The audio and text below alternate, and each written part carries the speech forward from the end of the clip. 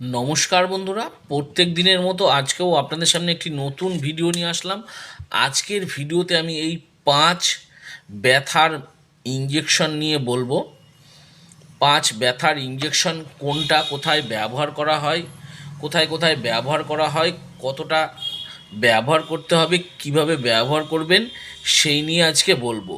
তার আগে বলি, এই চ্যানেলে প্রত্যেক দিন মেডিসিন সম্বন্ধীয় তথ্য পাওয়ার জন্য চ্যানেলটি সাবস্ক্রাইব করে রাখবেন। আমার নাম দেবব্রত বসাক, আমার চ্যানেলের নাম দেবা মেডিসিন। তো চলুন ফ্রেন্ড, আজকে কিছু নতুন শিখে নিই। তো ফ্রেন্ড, প্রথমেই আমি বলছি সেটি হচ্ছে ডাইক্লোফেনাক ইঞ্জেকশন, যেটা আপনারা ব্যথার জন্য বেশি ব্যবহার করে থাকেন এবং অনেকেই এই ব্যথার ইঞ্জেকশনের নামও জানেন এবং অনেকে হয়তো ব্যথার জন্য বা চোট লাগার জন্য বা আঘাতের জন্য ব্যবহার করেছেন। সেটি হচ্ছে ডাইক্লোফেনাক ইঞ্জেকশন। এর মধ্যে ডাইক্লোফেনাক দেওয়া আছে 75 মিলিগ্রাম পার 1 ml। এটি 1 ml এর ইঞ্জেকশন। এতেই ভবিরন হতে পারে, আইন্যাক 50 ইঞ্জেকশন হতে পারে বা ডাইনাপার একিউ ইঞ্জেকশন হতে পারে। এরকম মার্কেটে বিভিন্ন নামে বিভিন্ন কোম্পানির পাওয়া যায়। সেই ডাইক্লোফেনাক ব্যথার ইঞ্জেকশন যন্ত্রণার জন্য ব্যবহার করা হয়।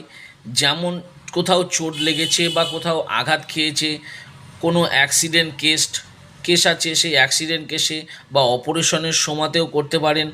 কিডনি স্টোনে ব্যথা যন্ত্রণা করছে, খেলতে গিয়ে চোট লেগেছে, সেখানেও ব্যবহার করতে পারেন। এবং কিছু কিছু ডাক্তারবাবুরা আছে দাঁতের ব্যথা যন্ত্রণা কমানোর জন্য এই ডাইক্লোফেনাক ইঞ্জেকশন ব্যবহার করে থাকেন, হাড়ের ক্ষেত্রেও ব্যবহার করে থাকেন। এবার জেনে নেব, যেটি বলবো সেটি আপনারা শুনে বলবেন এটি তো দাঁতের ব্যথাতে ব্যবহার করা হয়, সেটা নয়। সেটি হচ্ছে কেটোরোল্যাক ইঞ্জেকশন। সেটি হচ্ছে কেটোরল ইঞ্জেকশন হতে পারে, 1 ইঞ্জেকশন হতে পারে, কেটো নব ইঞ্জেকশন হতে পারে। এর মধ্যে 60 মিলিগ্রাম থাকে পার 2 ml থাকে। এটা দাঁতের ব্যথার যন্ত্রণার জন্য ব্যবহার করা হয়। শরীরের যে কোনো জায়গায় ব্যথা কমানোর জন্য ব্যবহার করা হয়। বেশিরভাগ ক্ষেত্রে ডাক্তারবাবুরা এই ব্যথা যন্ত্রণা কমানোর জন্য ব্যবহার করে থাকেন, তবে দাঁতের ব্যথাতে বেশি ব্যবহার করা হয় না। বিভিন্ন কাজে দাঁতের ব্যথার জন্য শুধু যে কেটোরোল্যাক বা কেটোরল ডিটি আছে, সেই ডিটি ট্যাবলেটই ব্যবহার করা হয়, কিন্তু ইঞ্জেকশনটি ব্যবহার করা হয় না। কিছু কিছু ডাক্তারবাবুরা ব্যবহার করে থাকেন। এটি আইএম ইন্টারমাসকুলার করতে হবে, আইভি হবে না, ইন্টারমাসকুলারে করতে হবে, আইএমএ। এরপরে যে ইঞ্জেকশনটি আছে সেটি হচ্ছে প্যারাসিটামল ইঞ্জেকশন। প্যারাসিটামল ইঞ্জেকশন 100 মিলিগ্রামও হয় এবং 2 mlও পাওয়া যায় মার্কেটে। তো যে 100 মিলিগ্রাম ইঞ্জেকশনটি আছে সেটি হচ্ছে পার 2 ml থাকে 200, 2 into 150 equal two 300 milligram per 2 ml থাকে। এই প্যারাসিটামল ইঞ্জেকশন ব্যথা ঠিক করে এবং জ্বরের ক্ষেত্রেও এটি ব্যবহার করা হয়। বাচ্চা, বড়, গর্ভবতী মহিলা সবাইকেই ইঞ্জেকশন ব্যবহার করা হতে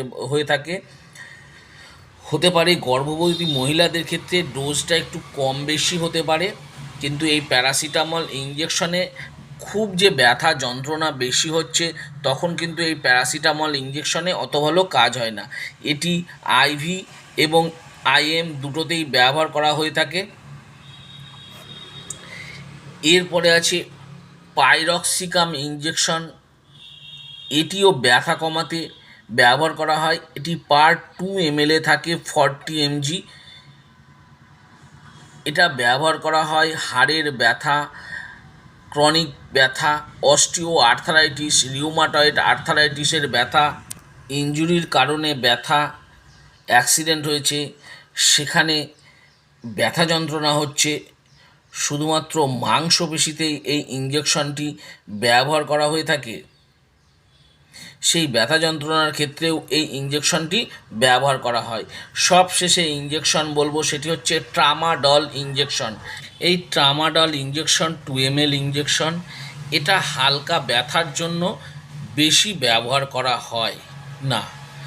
যদি কোনো পেশেন্টের অ্যাক্সিডেন্ট হয়েছে বা হাড় ভেঙে গেছে, মচকে গেছে, এছাড়া প্রচণ্ড ব্যথা হচ্ছে, severe pen, kidney stone, appendix, সেই সব পেশেন্টদের ক্ষেত্রে এই ইঞ্জেকশনটি ব্যবহার করা হয় এবং পেশেন্টের খুব ভালো কাজ হয়। আমি যেসব ব্যবহারগুলো বললাম, হতে পারে সেগুলো ছাড়াও হয়তো ডাক্তারবাবুদের এক্সপেরিমেন্টস থেকে আরও অন্য কোনো ক্ষেত্রে ব্যবহার করে থাকেন।